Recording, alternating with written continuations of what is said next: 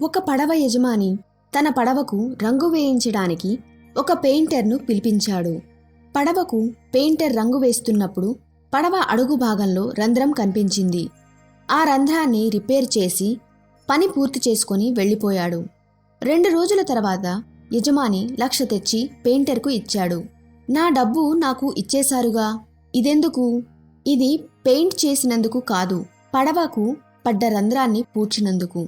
కన్నీళ్ల పర్యంతమయ్యాడు. అది చాలా చిన్న పని, డబ్బు తీసుకునేంత పెద్దది కాదు. మిత్రమా, నీకు అర్థం కాదు ఏం జరిగిందో. రంగులేయమని చెప్పినప్పుడు పడవకు రంధ్రం పడిందని చెప్పడం మర్చిపోయాను. నీవు వేసిన రంగులు ఎండిన తర్వాత పిల్లలు సముద్రంలో చేపలు పట్టడానికి పడవను తీసుకువెళ్లారు. పడవకు ఉన్న రంధ్రం గురించి వాళ్లకు తెలీదు. నేను చెప్పడం మరిచాను.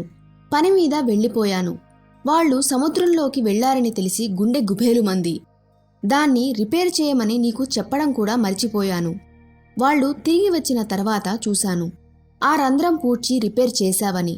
చెప్పకుండానే చేసినందుకు నీకు ఏ విధంగా కృతజ్ఞతలు చెప్పాలో తెలియలేదు. నీవు చేసిన ఈ చిన్న గొప్ప సాయం నా పిల్లల ప్రాణాలు కాపాడింది. నీకు ఏం చేసినా తక్కువే. అంత డబ్బు కూడా లేదు నా దగ్గర. ఎవరు, ఏమిటి, ఎందుకు అని ఆలోచించకుండా సహాయం చెయ్యండి. ఎంత చిన్న సహాయమైనా చేయడానికి వెనకాడకండి. అది ప్రాణాలు కాపాడే గొప్ప సహాయం కావచ్చు. ఈ కథ మీకు ఎలా అనిపించిందో కమెంట్ ద్వారా తెలియజేయండి. మా వీడియోస్ మీకు నచ్చినట్లయితే తప్పకుండా ఒక లైక్ ద్వారా మీ సపోర్ట్ని తెలియజేయండి. ఇలాంటి మరిన్ని వీడియోస్ కోసం మా ఛానల్ని సబ్స్క్రైబ్ చేసుకోండి. నోటిఫికేషన్స్ కోసం పక్కనే ఉన్న బెల్ ఐకాన్ని ప్రెస్ చేయండి. Thanks for watching.